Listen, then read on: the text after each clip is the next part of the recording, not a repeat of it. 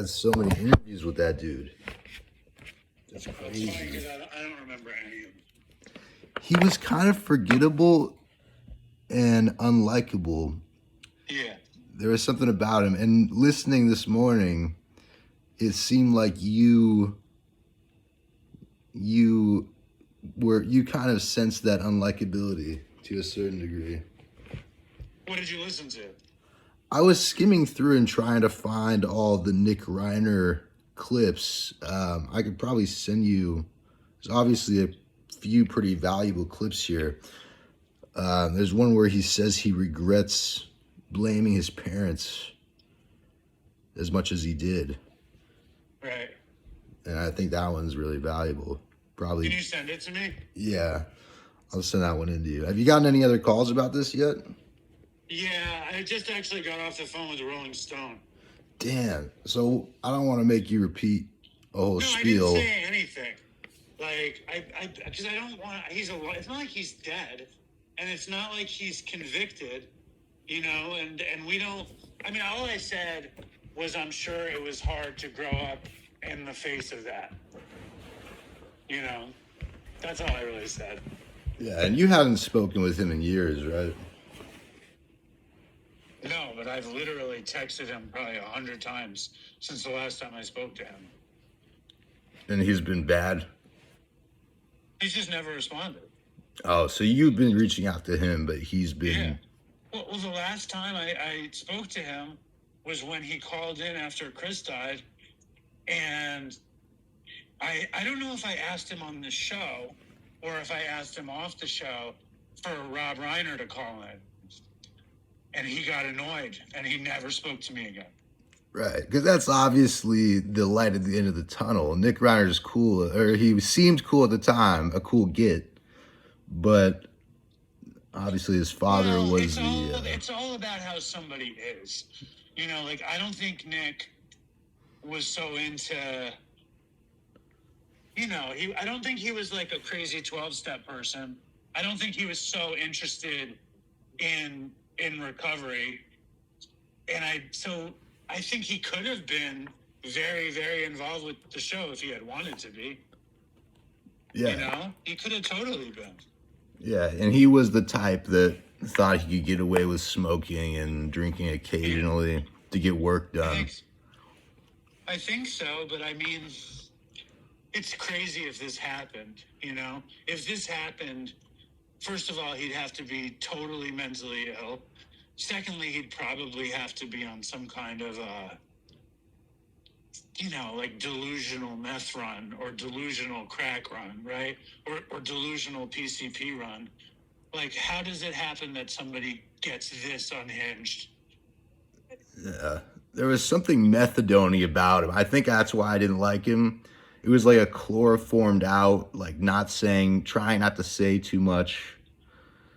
Last time he was on, he made a point of not saying too much because he didn't want anyone to know what he was doing. Exactly. And then, like it was intentional. That was a common theme. It was like we were waiting for these huge... It seemed like we were waiting for something bigger than what we got. But yeah, let me send you those clips. And it doesn't sound like there's much else to say about it. I mean, I don't know what I'm supposed to be saying other than it's fucking horrible. No. And you have a dope catalog of interviews. I think you should post some stuff. Fuck the people that say that that's exploitative. That's just good research. People want to know what he was like now.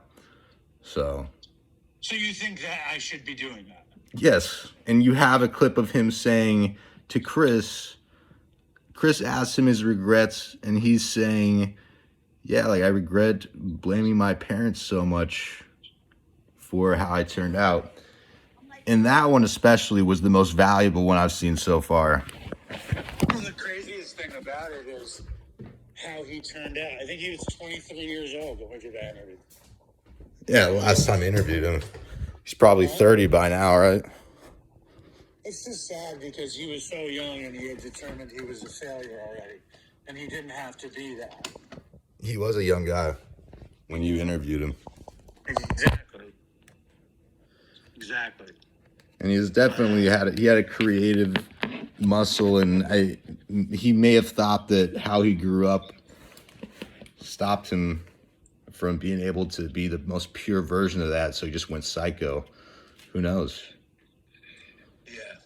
It's fucking horrible though. It's one of the like it's straight up demonic, right? It's a demonic thing. Yes. Murdering your parents. I mean, you sound very convinced that he did it. Like, I'm not sure. You are wise to not be sure yet, because with the Charlie Kirk thing, that made it more potent that it was on video, and I feel like I know what happened there. It seems pretty straightforward. With this one, it's all behind the curtain. It feels obvious, but we don't know what happened in that house. no, we don't. And I mean, I'm not a conspiracy theorist in the slightest, but you know, you don't want to hear that Nick Reiner killed his parents. No. At least I don't. Having known him, sat with him, talked with him, like I don't want that to be the reality of the situation. No, of course not. It's creepy to think about. I was talking. I mean, like I woke up in the middle of the night to like 100 texts about it, basically, and I couldn't go back to sleep. You know, it was just so horrific, such a scary idea. That because like you look at him though, and he does have that, you know, cold look to him. It's just very sad. Yeah, I can't imagine having sat across from somebody who you know is now going to get that treatment, like the Luigi Mangione, the one who killed Charlie Kirk style, where he's a famous killer. You sat across from a famous killer now. Yeah, he sat with me and Chris on the couch. You know, I was friends with him until I asked him for access to his dad. That makes sense. Yeah, That was his biggest insecurity. I know, it's dumb of me. This is stupid ass. No, he should know that going into it, but he was clearly insecure. He offered when he sat down with me and Chris. He's like, I could call him right now. I feel like maybe I'm remembering it wrong, but if he said that. That sounds familiar. And then I always regretted not having him do it. And then I remember it was because I thought the show was basically going to be over. And I was like, maybe if we got Rob Reiner on the show, it'd be a big enough deal to keep it going, you know?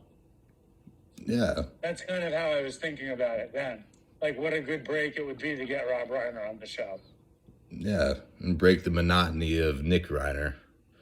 But that's cruel, but fair enough. How are you doing? There was a few good clips. Well, what's funny is I kind of have the Nick Reiner style lately of thinking that weed and alcohol is okay as a crutch. But now I'm like, how sinister is that? How old are you? 25. Yeah, I would just be like, I would say, if I was you, I would say to myself, like, let me see what it's like to grind without this shit and know that it's always available when I want to take a break.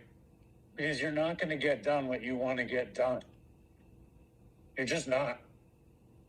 Yeah. And like, you can get so much stuff done. It is very, very relevant that happened, because just hearing him talk about it like it's nothing, and I am that type of guy as well. I see that in myself. You also have a scary part of you too. That's performative, Dave. I know that keeps a lot of people away, but we'll see how long that lasts. This could be a good lesson for you. You know?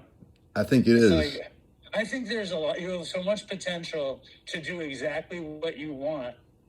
Like, don't get blocked up with anything.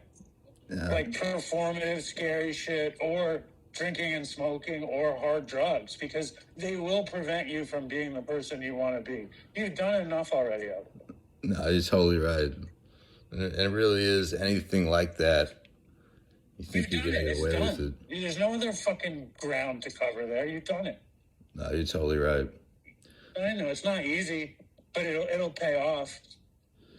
You think that something's innocent, and then Another shoe can drop. It takes your whole life away. You can focus on not being violent as much as you want, but it's not going to make it easier. You can find easier ways of being sober. Yeah, it's a challenge, but the payoff is really good. No, absolutely. It's just that, That's all. just, fuck violence. And I'm very sorry that you had to deal with this, man. And let me know what else happens. I will, and thank you for your help. Yeah. Catch you later. All right, King. All right, later. That was very nice of Dave. V12 LMP. Here, I'll post that with the, Right? I mean, that's of course that's what Oedipus was wanted to do. that turned out kind of bad because I was taking a shit when he called me. I was ready to go, and he calls me while I'm taking a shit. That's why it's kind of rushed.